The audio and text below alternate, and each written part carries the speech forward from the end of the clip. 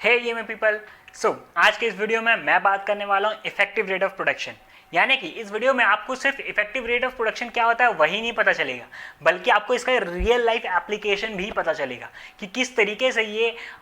Home country को आगे बढ़ने में मदद करता है एंड बाकी सारे जो कंपटीशन है उससे भी रेस में आगे निकलने में मदद करता है। सो मेक श्योर आप वीडियो को एंड तक देख रहे हो and if you really like this video then hit the like button to let me know that you have liked it.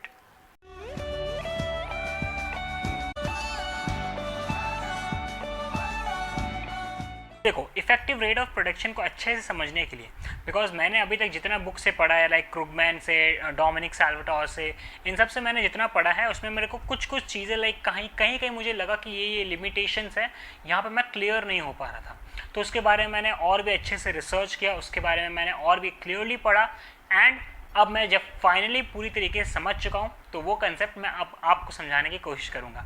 So I hope आपको ये वीडियो में जो भी मैं समझाने वाला हूँ वो आपको क्लियर हो एंड अगर क्लियर होगा तो मेक श्योर कि आप एक थम्स अप मुझे दो एंड और अगर क्लियर नहीं होता है तो कोई बात नहीं, आप कमेंट सेक्शन में कमेंट करो या फिर इकोनॉमिक्स ग्रैड हमारे इंस्टाग्राम के पेज पर आके आप DM कर सकते हो, वहाँ मैं समझाने की कोशिश करूँगा आपको। And now without wasting any time let's begin. Okay, so let just suppose करो कि आपने आप इंडिया में रहते हो, ठीक है, इंडिया में रहते हो और आपने देखा कि एक ऐसा आइटम है जो कि बहुत डिमांड है, but this is an importable item. Okay, अब ये इम्पोर्टेबल आइटम है।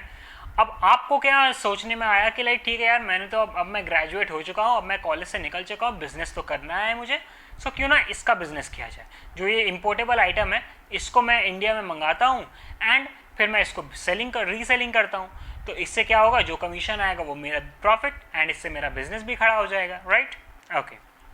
तो इसके लिए आपने क्या किया, अब आप सपोज करते हैं कि जो इनिशियल विदाउट एनी टैरिफ और टैक्स, अगर जो इनिशियल इम्पोर्टेबल आइटम का प्राइस है वो है ₹100, ओके, और जो रॉ मटेरियल्स यानी कि जो इनपुट खरीदने का जो प्राइस है उसी आइटम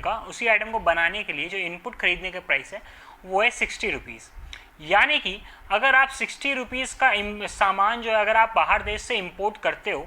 एंड उसमें अपना मेहनत जोड़ते हो, लाइक उस प्रोडक्ट को असेंबल करते हो, उसको अपने शोरूम में डिस्प्ले करते हो एंड उसको रीसेलिंग करने में जो आपका मेहनत जा रहा है, कस्टमर को जो कन्विंस करना पड़ रहा है, वो सारे जो एक्स्ट्रा वैल्यू जो आप उसमें ऐड कर रहे हो उसका है ₹40 प्राइस। अब क्योंकि आपको पता है कि जो प्राइस टैग लाइन है, जो टैग प्राइस है वो मेरा ₹100 है, राइट। सो अब आप और उसमें से ₹60 जो है वो रॉ मटेरियल्स ही लेता है, यानी कि जो आप इंपोर्ट कर रहे हो, तो मतलब आप ₹40 से ज़्यादा आप चार्ज कर ही नहीं सकते हो, राइट। मतलब इतना ही आपका जो वैल्यू एडेड का जो आपका प्राइस है वो ₹40 है और इसी ₹40 में आपका प्रॉफिट है, इसी ₹40 में आपका शॉप का जो रेंट आपको देना पड़ रहा है मंथली वो है, जितने लोगों को आपने हायर किया है उन सबको जो पैसा देना पड़ रहा है वो है, और भी ऐसे बहुत सारे खर्चे, इलेक्ट्रिसिटी बिल्स एंड ऑल, बहुत सारे खर्चे हैं, ठीक है। तो ये सब आप ₹40 में ही है, आप इससे ज़्यादा बढ़ा ही नहीं सकते, राइट, करेक्ट। ओके, अब देखते हैं कि जब हमारा 20% नाउ आफ्टर 20% नॉमिनल टैरिफ, यानी कि जब गवर्नमेंट जो है वो नॉमिनल टैरिफ जो है 20% लगा देती है, उस समय क्या होता है, यानी कि इंपोर्ट टैरिफ जो है वो लगा देती है, यानी कि अब कस्टमर को जो है, अगर जो कस्टमर ₹100 में ख़रीद रहा था अब वही उसको ₹120 में मिलेगा, करेक्ट। ओके, अब देखो द थिंग इज़, अब क्योंकि गवर्नमेंट ने क्या किया है कि इनपुट जो रॉ मटेरियल्स है उस पर जो है उन्होंने कोई टैरिफ नहीं लगाया है, ठीक है। वो ₹60 का पहले भी आ रहा था, वो अभी भी ₹60 का आ रहा है, ओके। तो वैल्यू एडेड जो है वो अब कितना हो गया, ₹120 - 60 यानी कि ₹60। अब देखो जो ₹40 था वो अब ₹60 हो गया, यानी कि इंक्रीज हो गया, यानी कि अब एक सेलर के पॉकेट में ₹20 ज़्यादा आ रहा है, करेक्ट। ओके, अब ₹20 ज़्यादा आ रहा है तो वो इंसेंटिवाइज हो गया कि लाइक अब वो और अच्छे से सेल कर सकता है। एट द सेम टाइम उसके पास एक नया अपॉर्चुनिटी भी खुल गया। अब आता है यहाँ पे क्वेश्चन कि इंपोर्ट टैरिफ जो है वो गवर्नमेंट लगाता क्यों है,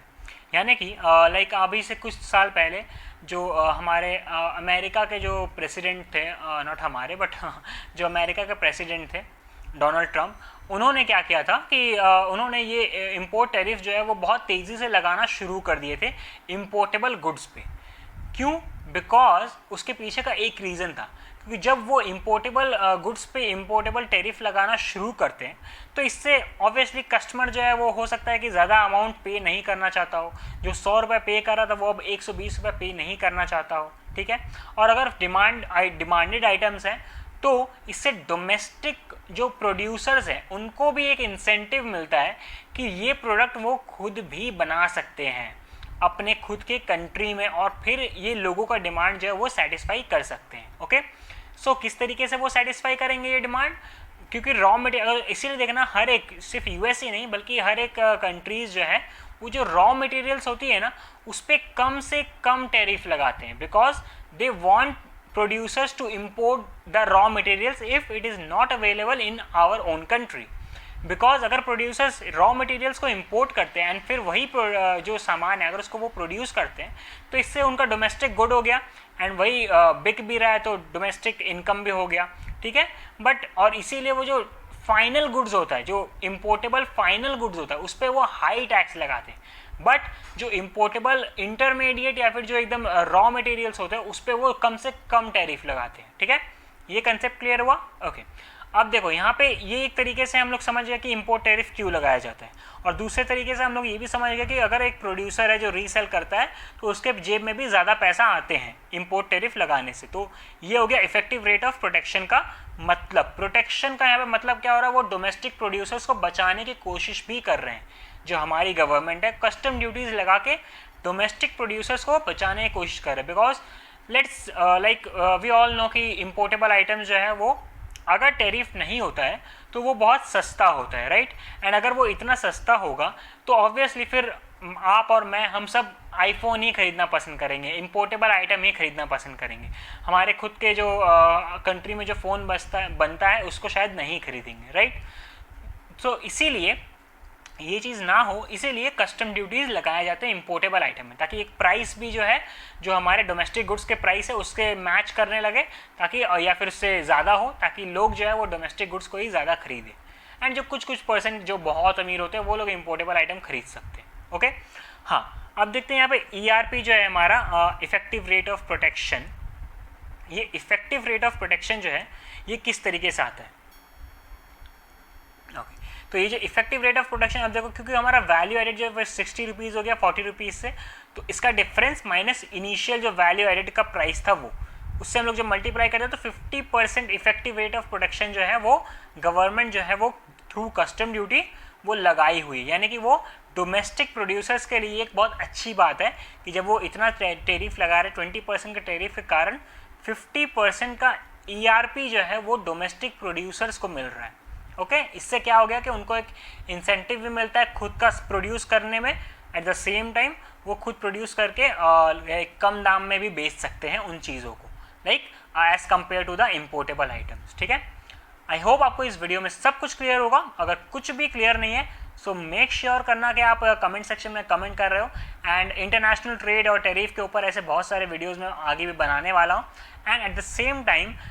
अगर आप ISI के लिए प्रिपरेशन कर रहे हो या फिर अगर आप कोई स्टडी टिप्स चाहते हो, कंसंट्रेशन के ऊपर चाहते हो कोई वीडियो,